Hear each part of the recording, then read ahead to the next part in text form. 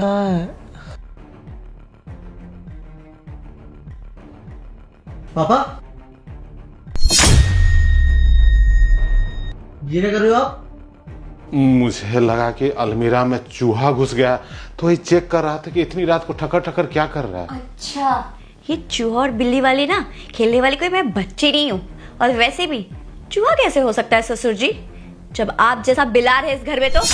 अरे बहू, तुम कैसे बात कर रहे हो अपने ससुर से? बताओ, भला कोई बहू, वो भी संस्कारी बहू, अपने ससुर से ऐसे बात करता है?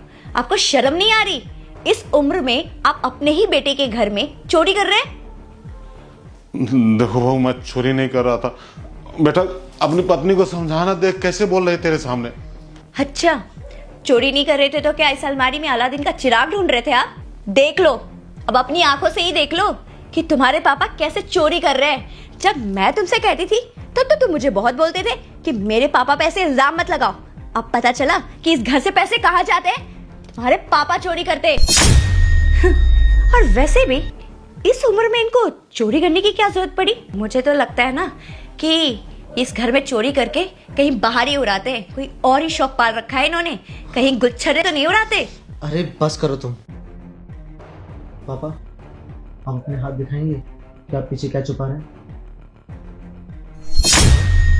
देख लिया ना आप अपनी आंखों से। अब बताओ, आप क्या बोलोगे अपने पापा के बारे में? अब तो सबूत सामने है तुम्हारे। देख लो, मैं तुम्हें कह देती हूँ, अभी के अभी पुलिस को फोन करो और इन्हें जेल भिजवा दो, वरना वो दिन दूर नहीं कि तुम्हें रोड पे आने की नौबत आ जाए। अब मेरा मुंह मत खुलवाओ बहू। अगर मेरे बेटे को तुम्हारी सच्चाई के बारे में पता चल जाएगा ना, तो तुम्हारे लिए ही बहुत बुरा होगा। अरे देखा देखी में तुमने अपने पति से थार तो खरीदवा ली, लेकिन बेटा जो ईएमआई का किस्त देके जाता था, उन पैसों का तुम शॉपिंग में खर्चा कर देते थे। अब शॉपिंग में खर्चा करने के कारण ईएमआई वाला तो परेशान करता था ना।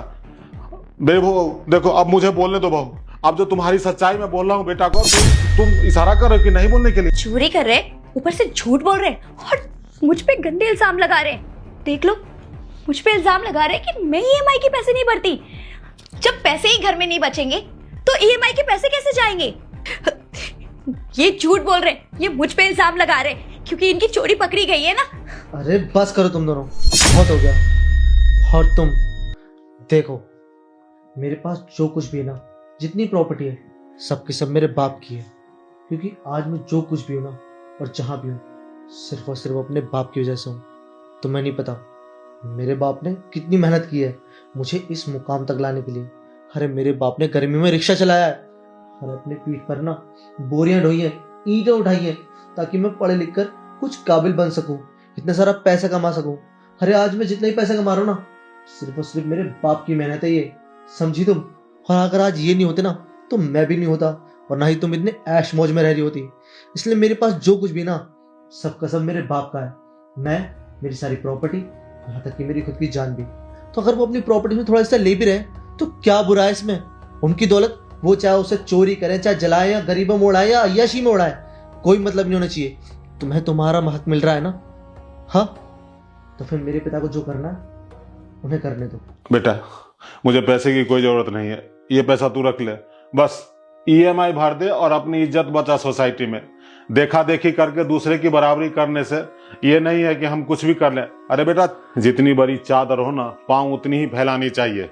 और अगर किसी का गाल लाल है, इसका मतलब ये नहीं कि मैं भी खुद अपने हाथ से अपना थप्पड़ मार के अपने ही गाल को लाल कर लूं।